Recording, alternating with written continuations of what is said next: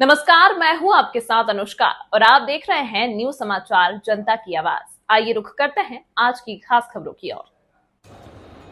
नगीना सांसद Bhim army chief Chandrashekhar Azad ने कहा, भले ही हम सरकार के खिलाफ अपने हक अधिकारों के लिए रोज लड़ते हों, लेकिन आतंकवाद के खिलाफ हम सभी देश के साथ एकजुट खड़े हैं। देश विरोधी ताकतें किसी गलतफहमी में ना रहें। आइए देखते हैं संवाददाता अभिषेक दुबे की रिपोर्ट।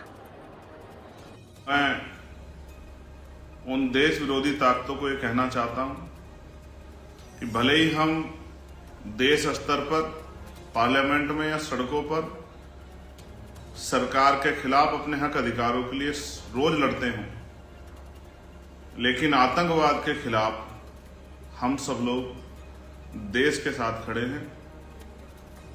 इस बात का भ्रम किसी को, देश विरोधी को नहीं होना चाहिए।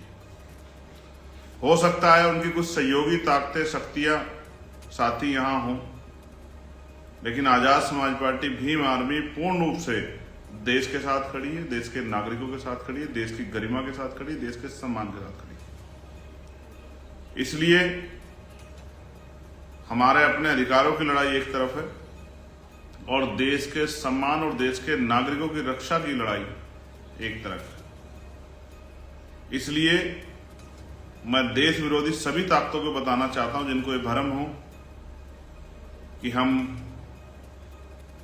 आपस में रोज लड़ते रहते हैं अपने हक अधिकारों के लिए, लेकिन जब अपने देश की बात आएगी तो हम लोग खून भी जो है देने से पीछे नहीं हटेंगे।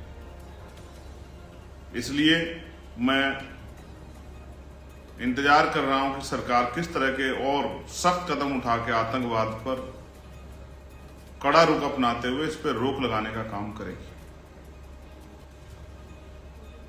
मैं आदरणीय प्रधानमंत्री जी से भी, गृह मंत्री जी से भी, रक्षा मंत्री जी से भी ये मांग करता हूं कि ये देश में ये आखिरी आतंकवाद की घटना होनी चाहिए। इसके बाद कोई आतंकवाद की घटना ना हो, ये जिम्मेदारी सुनिश्चित करना आप लोगों का काम।